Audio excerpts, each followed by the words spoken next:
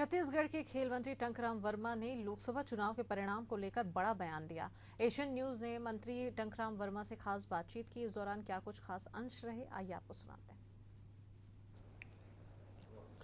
छत्तीसगढ़ में लोकसभा चुनाव कंप्लीट होने के बाद अब लोगों को इंतजार है 4 जून का। 4 जून को रिजल्ट आने वाले हैं। वही पूरे देश में बात की जाए तो 6 चरण के चुनाव कंप्लीट हो गए हैं। अब 7वें चरण के बाद रिजल्ट आने वाले हैं। क्या पूरे देश में माहौल बना हुआ है, इनके लिए चर्चा करने के लिए हमारे साथ मंत्री टंकराम वर्मा जी मौजूद है। चूँकि छत्तीसगढ़ के नेता भी लगातार दूसरे राज्यों में प्रचार प्रसार कर रहे थे, वहाँ का क्या माहौल है, तमाम विषयों पर चर्चा करेंगे हमारे साथ। जिस तरह से छत्तीसगढ़ में चुनाव हुआ, आप लोग 11 के 11 सीट का लक्ष्य रखे गए, दूसरे राज्यों की जिम्मेदारी भी आप लोगों को दी गई थी। क्या माहौल ऑल ओवर देश में देखने को मिल रहा है? देखिए, अब की बार मोदी सरकार का जो हम लोग नारा दिए हैं और मोदी सरकार तो आ रही है, उसमें कोई संदेह नहीं है, लेकिन जो हमने 400 पार का लक्ष्य रखा है उनको भी पूरा करेंगे। हमारे देश के यशस्वी प्रधानमंत्री माननीय नरेंद्र मोदी जी की जो जन कल्याणकारी योजनाएं हैं वो गांव, गरीब और किसान तक पहुंच रहे हैं। उन योजनाओं का लाभ सबको मिल रहा है। आप भी झारखंड है, उड़ीसा है, इन जगहों पर दौरा के लिए गए थे, वहाँ प्रचार किए हैं, वहाँ की स्थिति क्या थी?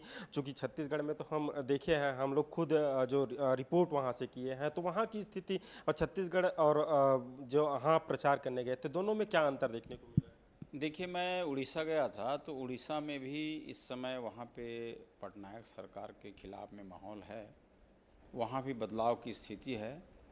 हमने महतारी वंदन योजना के तहत यहाँ छत्तीसगढ़ में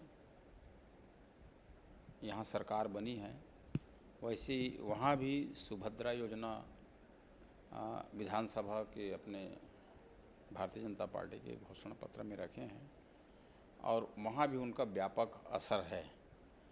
और लगातार पटनायक सरकार वहाँ पे हैं जो केंद्र सरकार की कई योजनाओं को लागू नहीं किया है, उनका भी आक्रोश है। उनका भी लोगों में इस बात का है कि ये सरकार को बदलेंगे, जब भारतीय जनता पार्टी की सरकार आएगी तो मोदी सरकार की योजनाएं लागू होंगी, ऐसे उसके मन में भाव है। तो लगता है कि उड़ीसा में भी इस बार भारतीय जनता पार्टी की सरकार बनेगी।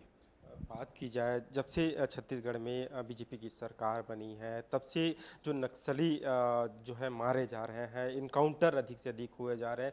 अब इसी इनकाउंटर को लेकर कांग्रेस सवाल उठा रही है। पीड़िया की घटना की बात की जाए, वहाँ इनकाउंटर में नक्सली मारे गए थे। अब जो नक्सली मारे गए थे, उन्हें जो पीसीसी चीफ है दीपक बैज, उन्होंने एक टीम गठित किया था और उन टीम के माध्यम से वो भी बता रहे हैं, उन्हें निर्दोष बता रहे हैं। देखिए, भारतीय जनता पार्टी की सरकार अभी आई है, तब से आप देख रहे हैं लगातार नक्सलियों के ऊपर दबाव बनाया जा रहा है और कई नक्सलियों का खात्मा हुआ है, कुछ समर्पण हो रहे हैं। ये हमारे भारतीय जनता पार्टी की सरकार, हमारे माननीय मुख्यमंत्री जी की, हमारे गृह मंत्री जी की बहुत बड़ी उपलब्धि है। ऐसे सुदूर क्षेत्रों में शांति की व्यवस्था और वहाँ पे विकास के कार्य शुरुआत किए जा रहे हैं और कांग्रेस के पास कुछ है ही नहीं है, न कहने को न करने के लिए, इसलिए उल जलूल बोलते रहते हैं। आपको पता है कि पाकिस्तान में इतना बड़ा वहाँ पे एक घटना हुआ था, उसमें वो सबूत मांगते थे कितने लोगों को मारे हैं, तो उनकी वो चाहिए, डेड बॉडी चाहिए।